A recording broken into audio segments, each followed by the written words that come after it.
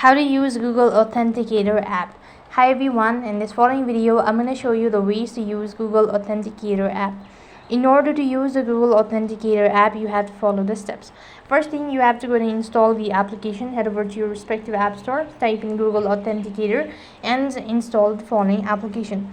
When you're done installing the application, you need to go and click the open button, and now you begin with the procedure. So go ahead and press on get started.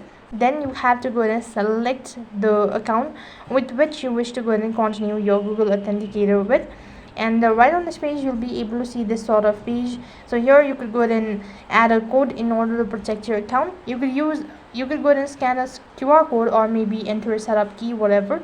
And likewise, if you head over to the same home page, go ahead and tap the three dot icon or a try bar, and here you have this instruction is how it works, view in a dark mode and all that. You can go ahead and explore all of these, and if you wish you could go also create your account. So in this simple way you could go ahead and use your Google Authenticator app. That is all for this video.